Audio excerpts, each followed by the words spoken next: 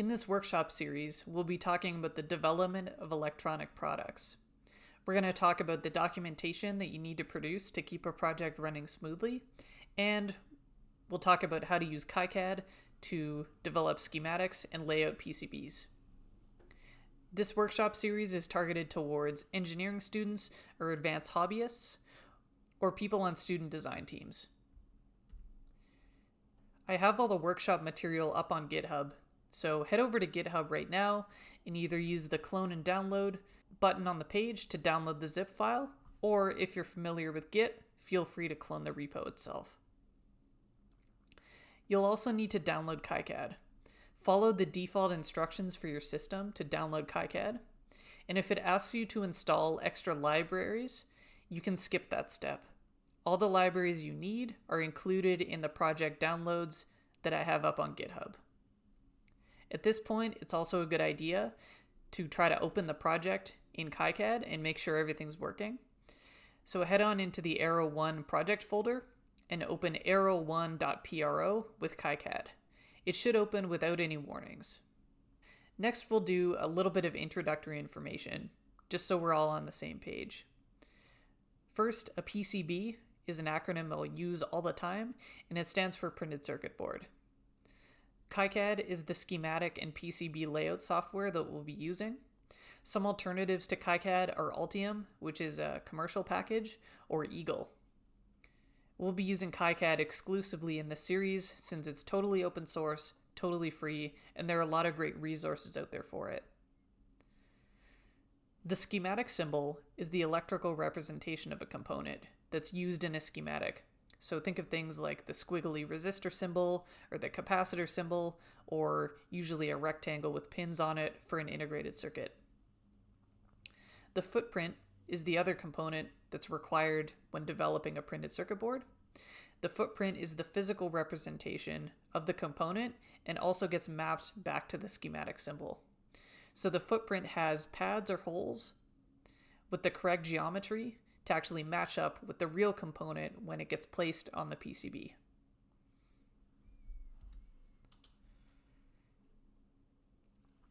In this workshop, we'll be talking first about documentation and upfront management. That's what we'll be covering exclusively in this video. So I'll show you all the documentation required for a successful project. In section 2, we'll talk about schematic capture, electronics design, and how to make footprints. This is the first video where we'll actually be using KiCAD, doing exercises, and playing around with things. So we'll design some of the electronics for the project, and what we'll be doing is extending the sample project that I have up on GitHub. In section 3, we'll start the PCB layout for the example project, including some of the additional features that we've added in part 2. So section 3 also includes a lot about reviewing and what you need to consider when you're actually getting a PCB manufactured. So we'll talk about layout, we'll talk about how to actually order a PCB, and we'll also talk about how to review a PCB in section 3. So after completing this series and this workshop, you'll be able to do several things. Number 1, you'll be able to create a schematic symbol and a footprint from a datasheet. This is a really useful skill, and you'll find that when you're developing boards from scratch, you're going to need to do this fairly frequently. The next thing you'll be able to do is create a schematic and use it, and you'll be able to understand hierarchical sheets and how to keep a schematic organized so that your schematic can support a larger project as it grows. So I'm going to give you lots of tips and tricks for how to keep a schematic kind of straightened out and organized so that your schematics are easy to use for yourself and anybody else who may need to use them. Next, you'll also learn how to do basic PCB layout on a 4-layer board, and that's going to start totally from scratch. So laying out the planes and other things that you need. We'll talk about how to get a PCB manufactured and some of the constraints that you need to be aware of if you're going to be doing that. You'll understand the whole PCB development flow and how to kind of cycle through and going through schematic to board to actual product. I'll also talk a lot about how to review a PCB design and a schematic. That's an important skill. It's something that's done in industry in a design review, and it's something that if you're making a product either for yourself, this will help you build the skills to think critically about what you're actually designing and try to chase down problems before you actually get the board manufactured, which is great. You want to find these problems before you actually spend money and get a board made. So we'll talk about how to do reviews. And the last thing you'll be able to do is kind of manage a project and the details and documentation that you need to have in a project to make it repeatable, to make it well documented, and to keep your whole project moving smoothly. So I'll give you a framework for how to do that and some examples of what this documentation can look like, and also things like suggested timelines and things of that nature. So in this first section, we're going to talk about requirements and planning. One of the big challenges with developing any product from scratch is knowing what you actually need to design. So chances are you have some sort of idea, like I want to build an autopilot for a drone, or an avionics board for a rocket, or something that blinks some LEDs, or I want to make an Arduino shield or something like that. But knowing what to actually design is quite a bit more complicated than just that big picture view. So you need to do things like think about how this product will actually be used and how it will be tested. So for example, this may or may not be obvious when you start. Do you want to put it in a breadboard? Do you want it to be something that some hobbyist or student or whoever can use really easily with, for example, a breadboard, or should it mount on top of an existing development board, kind of like an Arduino shield or something like that? So you need to think about the usage, because that's going to drive a lot of what you then need to go design. For example, if your board is an Arduino shield, you may not need to be concerned with the power supply for the board. You may not need to have one because you're going to get power from the Arduino or whatever you're plugging it into. But if your board is getting plugged into a breadboard, you may want appropriate regulation. If your board is kind of standalone, you may want to provide the ability to power a board from like a USB port, for example, so that it's really portable and easy to use, and you don't need to haul around a bench power supply to actually work with the thing. So that may be something to consider. And testability is also a huge thing that is good to think about early on in the design process. So for example, you may have several serial interfaces that you're using on this board, and it may be your first time kind of spinning those up or talking to some new chips or something like that. For testability, you're going to want to think about, okay, do I want headers for these signals so that I can probe them easily with a logic analyzer, or do I need to give myself access to various other things across the board, like outputs from regulators, or do I want to give myself inputs so that I can fake some signals with like a function generator or something like that, so that I can actually test everything else on the board. And you also want to think about what happens if a particular component or region on a board is designed improperly and gets messed up. Can you actually disable that component and then kind of hack your way around and make everything else functional enough to know or to like keep your project moving forward? So these are all things you should be thinking about. The next thing that can be tricky, especially if you haven't done this too much before, is how to actually use the components that you know you do want to use. So chances are you've got some idea of what you need. Say you need some sensors of some sort, like I need a gyro and accelerometer, or I need a microcontroller and maybe I've picked it already, or something like that. You may understand those things fairly well, or you may not, or you may determine sort of from the first step that you need to add some other things to your design that you maybe haven't used before. Like I need to get some voltage regulation on there, or I need to provide some test signals or something like that. When you're doing something like this from scratch, especially if you haven't seen it before, determining where to get the information to use the devices that you want to use on your board can sometimes be a little bit difficult. So some pointers for doing that are to go look at boards that use the chips that you're going to be using from manufacturers that really embrace open source. So people like SparkFun or Adafruit. Let's say you're using a sensor and you don't know how to hook it up. You can go try to find a SparkFun breakout board for that sensor and go check out their schematic and see what they're doing. The other place, of course, is the data sheets and the application notes for the devices themselves. So these are provided by the manufacturer and will give you pointers like what supporting components are required. And so these are super good resources as well. The quality of these things can certainly differ between manufacturer to manufacturer. So that's why I sort of would reach for things like a SparkFun board or something like that first, especially if you're really new to doing this kind of thing. Manufacturer development boards are also a really good place.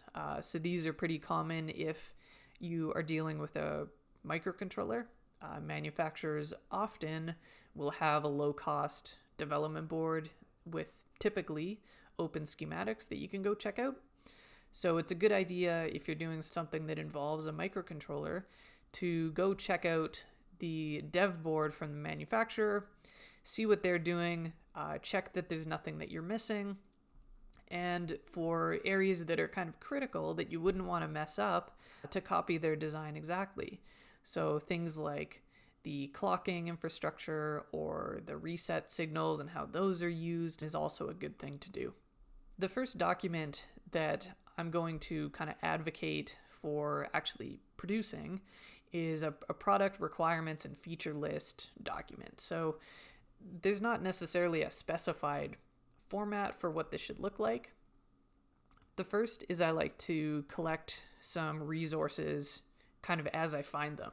Sometimes data sheets can be a little tricky to chase down, so it's nice to give yourself links to these things and to generally, as you're going along, just make things easy for yourself.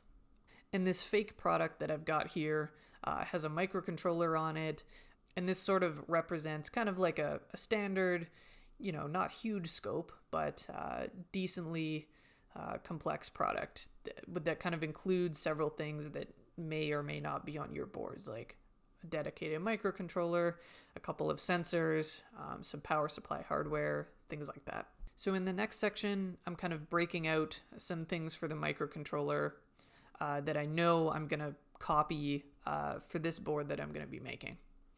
So let's say I've picked a microcontroller here. I've grabbed the schematics for the dev board for that microcontroller. And here I'm kind of listing a couple of things that I'm going to do or not going to do. So I'm going to not worry about Ethernet because I don't need that on that project. And I'm going to say I'm going to use the same or similar crystal, and I'm going to copy the reset circuit as well, because this is something I wouldn't want to mess up, because if I mess up the reset circuit, I'm not going to be able to use the microcontroller at all. So what I've done here is I've just screenshotted the relevant area in the schematic, and I've got that there. So when I'm doing this part of the schematic for my board, I can just go look at this, check it out, have it right there as a reference for me. The next section I'm thinking about is how I'm actually going to program this device. So this is something you certainly need to consider if you have a microcontroller on your product. So let's say I'm going to have this header. I've got the pin out there for myself. So when I need to go make a schematic symbol for this, it's right there, no problem. And I'm kind of thinking about the actual things I need to buy, right? If I don't have this programmer yet, now I know I need to go buy it and add it to my bill of materials. I also typically like to lay out just a feature list and kind of bullet points like this of essentially anything I think of as I'm kind of thinking about this design and kind of going through it in my head. So one good thing for a microcontroller based product is to add a couple LEDs for debugging. I'm laying out, okay, I need some NOR flash. I've got this sensor on here, and I've got a link to the schematic and some more information about it. And I'm thinking about testing and debugging here. So I'm going to connect my UART lines to the microcontroller, which is something I need to do for sure. But I'm also going to add a 0.1 inch header for debugging. And I've also looked at the SparkFun board for this sensor, and I'm saying I'm going to pick the same or at least a similar LED for this. So this sensor is a little spectrometer, so it requires a light source. Picking any random LED is probably not a great idea for this, so I'm gonna pick something that I know is kind of proven, so that the results I get back from the sensor are probably going to be reasonable, or at least I'll be able to reference it with what people have done with this dev board before. Then I'm also thinking about how I'm going to communicate with this board in general.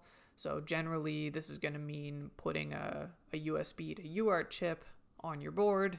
So I like putting in these FT232s. So these are what is in pretty much any of the USB to serial breakout boards. But I'm also thinking about how to actually power this device. So this comes from having used this circuit several times. I happen to know and like this USB bus powered configuration for actually using this device. It's pretty simple, reduces the number of extra components I need to buy, and I've used it before, so I know it works. And so just copying in the schematic for that, and now when I'm doing this section of my schematic, I can just reference what's in this document as opposed to having to go chase down a bunch more documentation. I'm also saying, hey, I'm going to add some LEDs to this FTDI chip, which light up when it's transmitting or receiving something. It's just nice to know if it's working. Second last section would be power.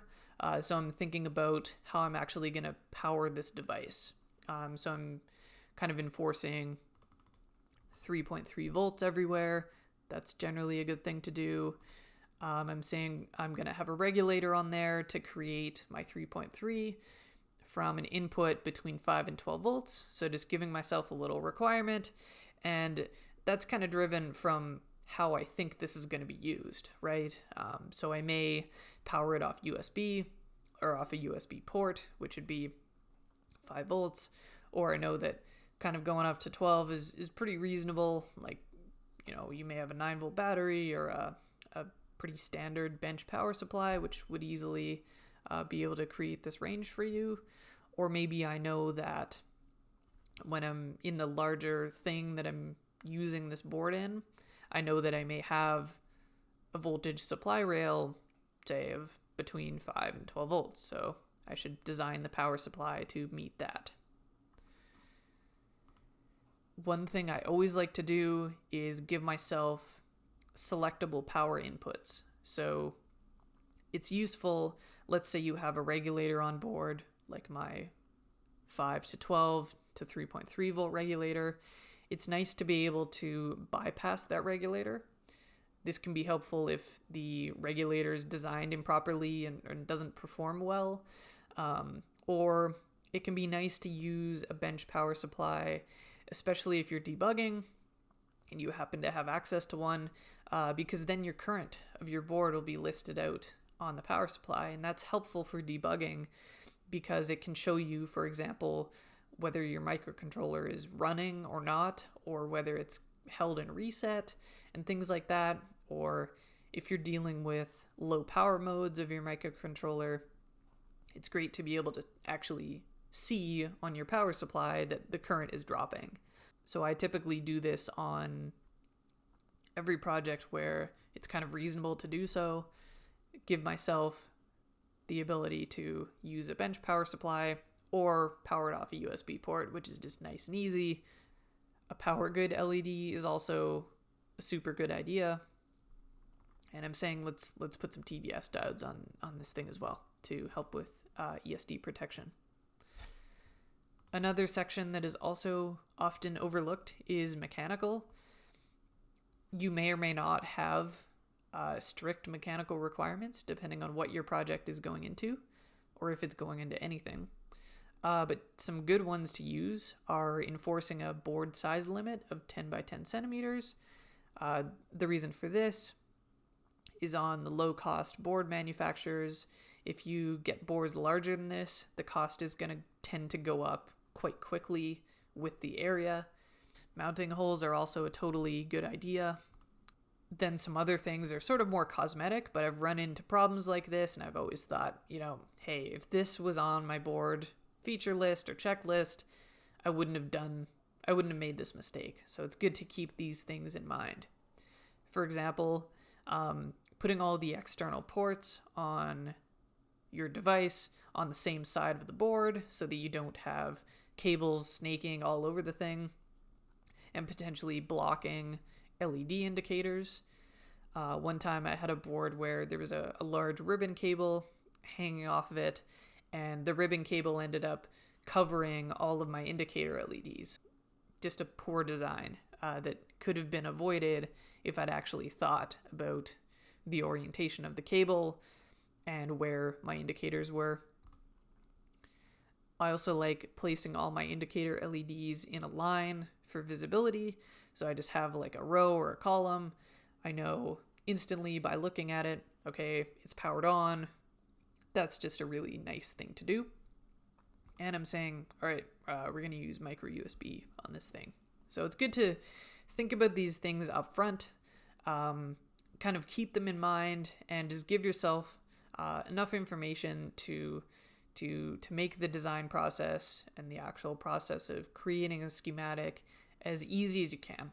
So collect your information, think about what could go wrong, think about how your project is going to be used, and try to spell things out for yourself early on before you actually get to implementing, and give yourself some time to think about things such as how it's going to be used before you really start diving too deep into it, because it's easy to change stuff when it's just in a doc hanging out as a bullet point.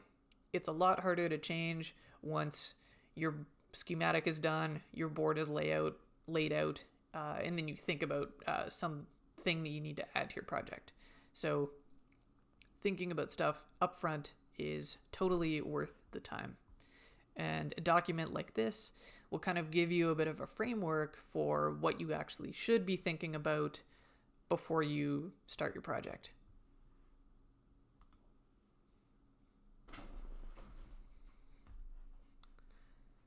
So going back to the slides now, one good thing to also start thinking about doing, especially if you're working in a group, on a design team or a project team with school or something, is to think about how you're going to split up the work of your project.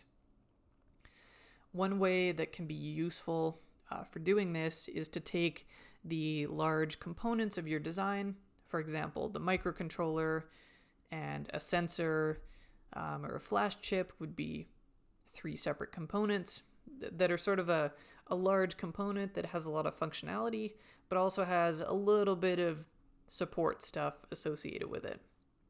To take these components and to split them up into issues on either your project management software like Trello or Asana or something, or I always like to do this on GitHub or GitLab, to have a repository for my project where the actual board layout is going to live, and to use issues for tracking these components of your project. And each of these issues can have the following tasks in it, or you could split it up further, but I find that creates just kind of too much overhead. So finding and making a symbol and a footprint for each kind of large component is a useful task, easy to split up. You won't get people clashing with each other, having merge conflicts or things like that. Adding the schematic sheet for this component and adding the support components that this device may need. So decoupling capacitors, pull-ups, pull-downs, stuff like that. And getting this section of the schematic reviewed.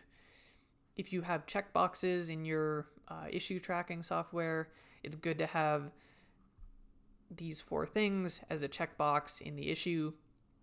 Check it off when it's done. Then you've got everything tracked. And if you've done a good job of splitting out these tasks early on, you know that you're not probably going to miss anything too big in your actual implementation. Some more challenges with PCB design. Often it will take longer than you expect, and rushing a design, especially if it's your first or second time and you haven't done it too much, will almost certainly lead to problems. So for example, on an onboard computer design that I was working on, our component selection process took about 2 months. We expected it to maybe take a month. This was because we were super rigorous with our documentation. Our documentation effort was worth it. I find myself referring to the design reports that we wrote pretty frequently. The actual layout and assembly process can also take a while as well. So layout began in December, assembly in March. If you're working on a school team or a design team, you have to keep in mind schedule that may not be related at all to your project. So things like winter breaks, reading breaks, exam periods, stuff like that. Periods like this will reduce your team's productivity. And we've found that over the holiday season in the winter, we can essentially expect nothing to get done for the entire month of December. So these are good things to keep in mind. Other things that will impact your schedule are things like finding design flaws. I found a critical flaw before, like literally right before we're actually going to make the board order.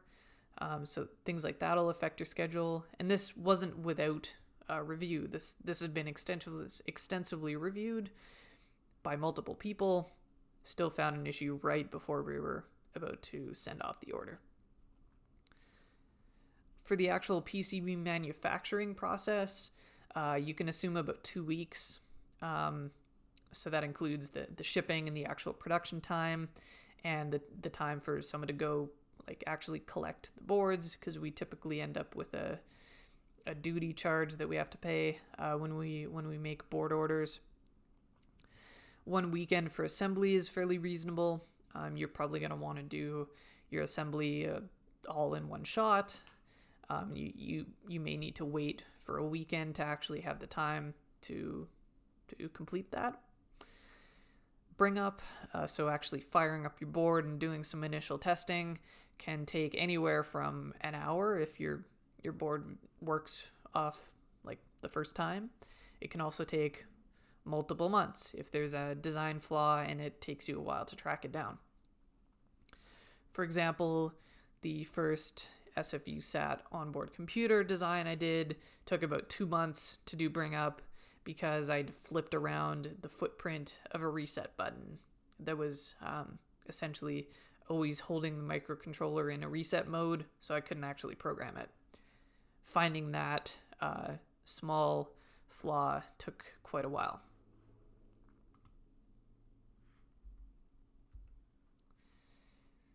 If you're working on something like a school design team, this is a kind of reasonable timeline that I've experienced when doing these types of projects.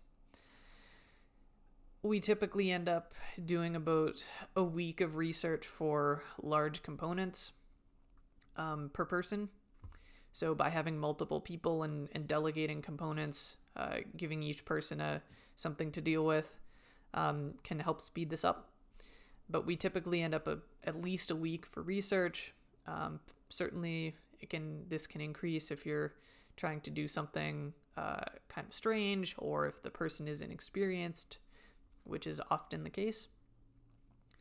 Then we give ourselves about a week for reviewing each large component.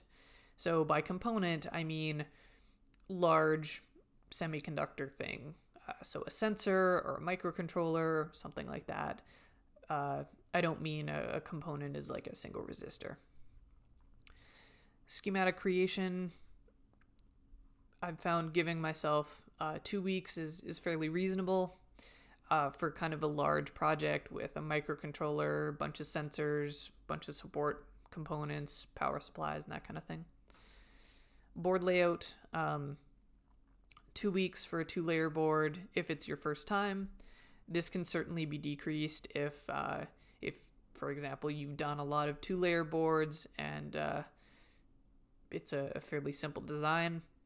So a lot of these times do depend on the complexity of your project and how much experience you or your team has. Board review, I would assign 2 weeks to this. 1 week to kind of do an initial review, either by yourself or hopefully getting someone in who hasn't seen the board before, but also is knowledgeable enough to actually do a review for you.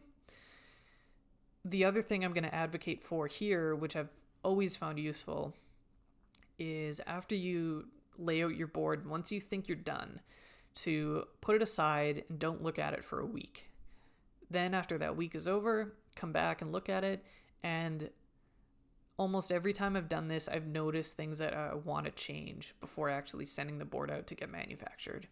So you'll probably notice things like alignment of stuff is kind of weird, or hey, maybe I want to add some labels to this to make it easier to work with, or you may notice an actual design flaw in the schematic, or just a poor section of layout and something like that. It becomes really easy if you've been looking at this board for a long time, staying up late, doing layout, zooming in on it, and that kind of thing, to convince yourself that your board design is good and is ready to go. After leaving it for a week, you'll kind of forget about it, and you'll tend to pick up things that you've missed once you come back and look at it after that little break. So I would certainly always assign at least 2 weeks for review. Even if your schedule is kind of tight, this would be a section where I would not try to rush it. So board ordering and manufacture, about 2 weeks, since it has to generally get shipped to you. Board assembly, I would assign 1 week, since you potentially need to kind of wait around for the right time for people to be available and that kind of thing. And yeah, bring up can be anywhere from an hour to months. So if you look at this,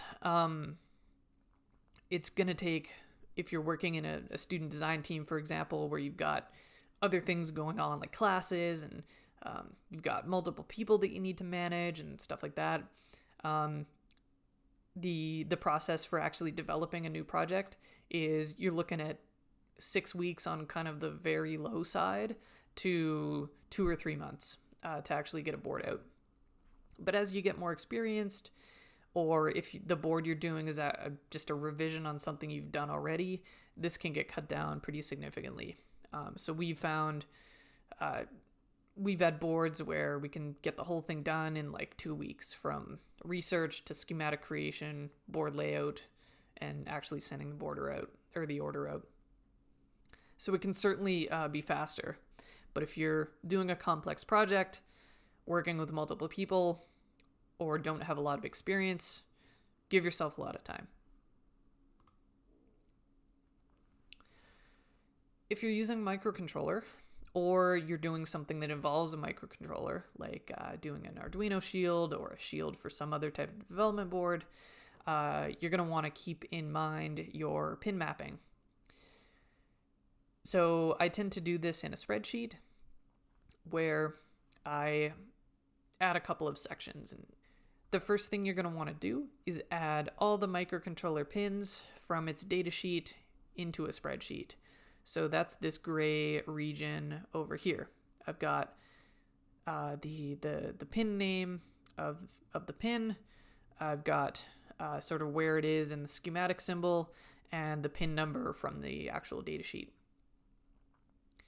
Then what I tend to do is give myself a region for me, for things I'm going to edit. So I tend to assign a name for every signal on the board that is used by me, and it's a name that kind of I know what it means. It's very relevant.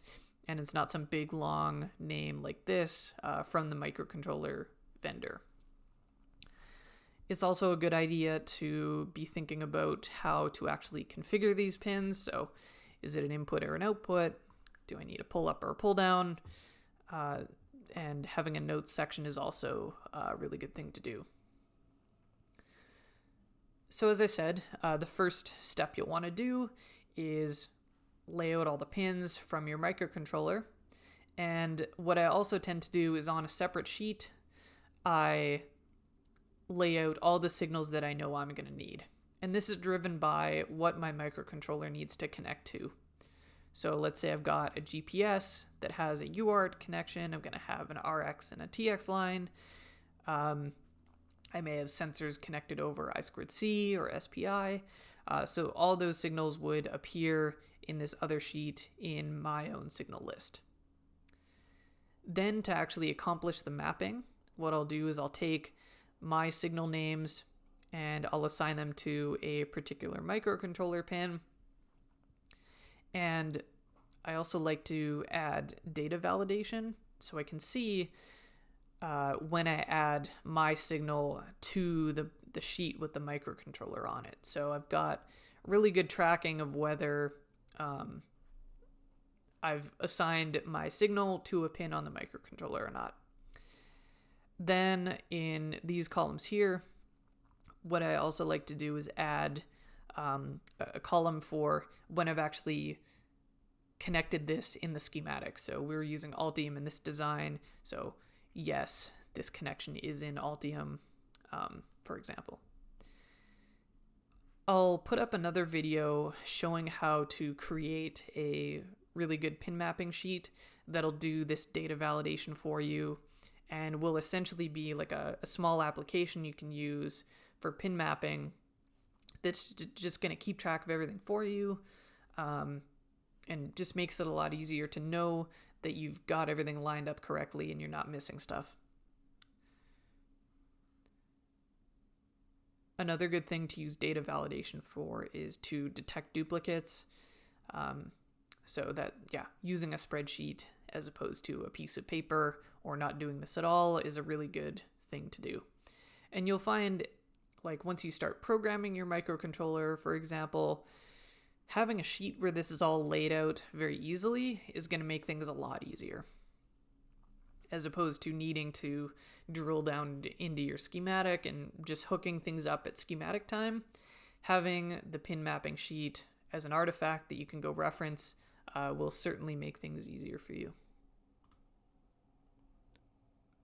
Another piece of documentation that you'll need to think about creating is the bill of materials. So here's an example from a project we did. The bill of materials is created, or tends to be created after your schematic is done, or if your schematic and your board are both changing at the same time, right before you actually go make your board and component orders. If you're working on a larger project, it's a really good idea to think about creating your bill of materials as a bit of a skeleton up front before you start actually doing your schematic and your layout. The reason for this is there are going to be things that your project needs that aren't going to appear on the schematic. So things like these components here would come out of the bill of materials that you create during your schematic process. But things at the bottom here, like some components that we may just want to experiment with, connectors, or more typically cables, programming devices, anti-static bags, cables to connect to your board, hardware to mount your board to something. All of these things won't appear on your schematic. So it's a good idea to, as you're developing your feature list, and you kind of run across these things like, hey, I need a programming device for my microcontroller, to actually go pop it into your bill of materials and just have it sitting there so that you won't forget about it. So here are my main tips and workflow for doing a bill of materials. So Start the bill of materials early, as I mentioned. Add things like cables and bags and mechanical parts. When you're doing your schematic, if there's a part that you decide upon, it's a good idea to go track that down, make sure you've got the right data sheet, and then put it in your bill of materials as well, just so it's kind of there sitting for you. When your layout is done, export your bill of materials from KiCAD, and I tend to group my components between sort of functional areas. So integrated circuits, capacitors, resistors. I just find this is a nice way to find things quickly. Then I also tend to consolidate components with the same value into one line item. So for example, here, C42 and C43 are the same type of capacitor, so I'm going to stick these into one line, and now I know that when I actually make this order, I need to order 2 components per board. Once you create your bill of materials and it's all nice and laid out like it was on the previous slide, you can go shopping and create your order. I also like to fill in the supplier links, prices, and the quantity to order actually before I go shopping. Then, as we did on the pin map, marking the line items as I go through this process. So when I double check it, I'd mark that off. When I add it to the DigiKey or Mouser order or whatever, mark that off. And when I actually receive the product, the component, when I've checked that the bag has the correct number, I would mark that off on the bill of materials as well. So I would just add more columns for like reviewed, received, ordered, that kind of thing. Some other tips for doing bills of materials would be include the footprint. If your component is available in multiple packages, knowing which footprint to use is a good thing to have in your bill of materials. Having all the reference designators is a really good thing to do as well. Thinking about order quantities can certainly be tricky if you haven't done it before. I tend to do, for large ICs, add 1 or 2. If it's a large component that's easy to remove or rework, I may order fewer extras. The reason you would want extra is, for example, someone drops it on the floor and it gets lost. That happens with passive components like capacitors all the time. If it's something like a large integrated circuit, the issues you may have are probably less about losing them and would be more about destroying the device if you're trying to rework the soldering, for example. Or if you just decide that you want to create another copy of your board, having extra ICs is nice because then you don't need to go do another order. For small passive components, I typically would add about 20%. So if you're looking at tiny components like 0402s, having extra is so cheap to do because these things are like cents each or less. You will find that people drop them during assembly, or you end up reworking it, and once you kind of rework a capacitor, it's not a great idea to put the same device on there. It's nice to replace it.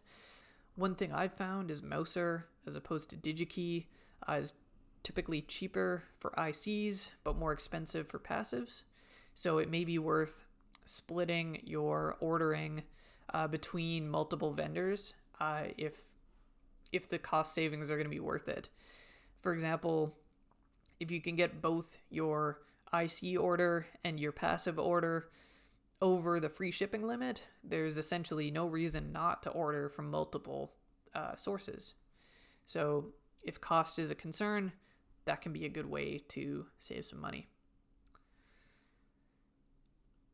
I typically make 3 copies of a board at least, and this is sort of coming from the design team perspective, where we're going to have multiple people working on the project. It's typically a new design, things like that. You'll find that the incremental cost, so the cost for adding or creating another board, is not really that much.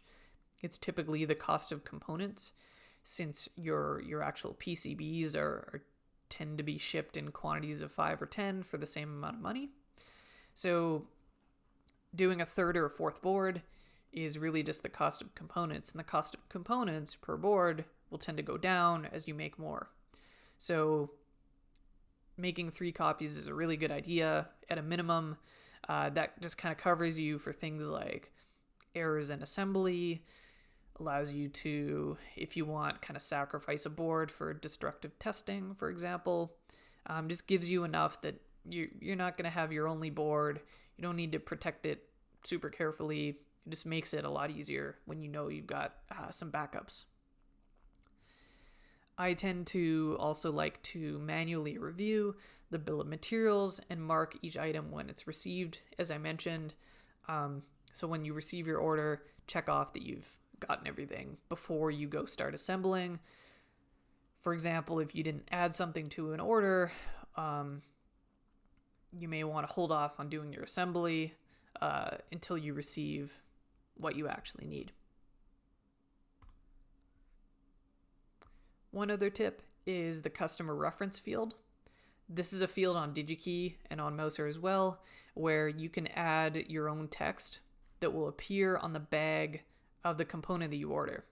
So your reference designators like C1, C2, you can paste these in the customer reference field.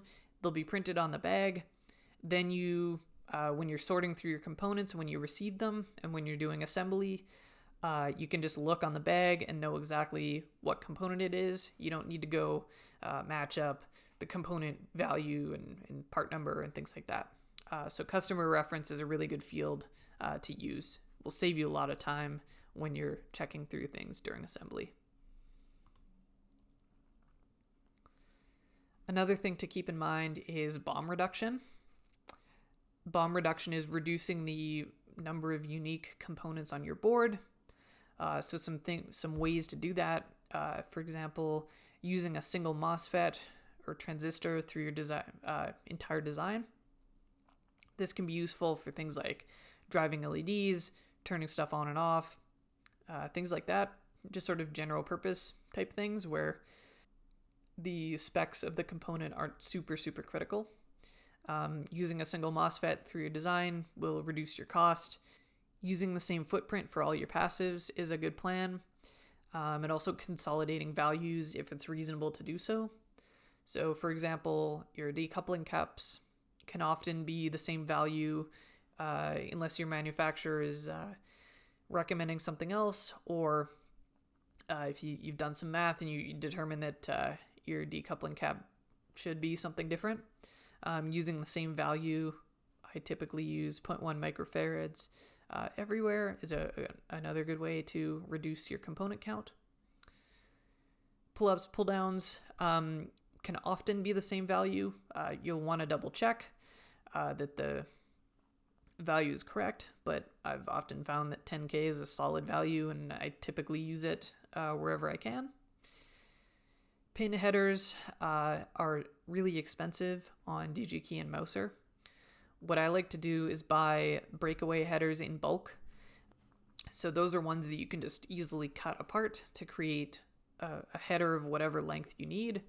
That's going to be a lot cheaper, especially if you buy them on eBay, than buying sections with 2 headers on it and 7 headers on it to exactly match what you need on your board. It's a lot easier to buy a bulk long strip and then cut out the length that you actually need. That's it for this section of the workshop. In the next section, we'll be talking about PCB development. We'll get into using KiCAD to create our schematic and our symbols. And in the third section, we'll be talking about how to actually do PCB layout.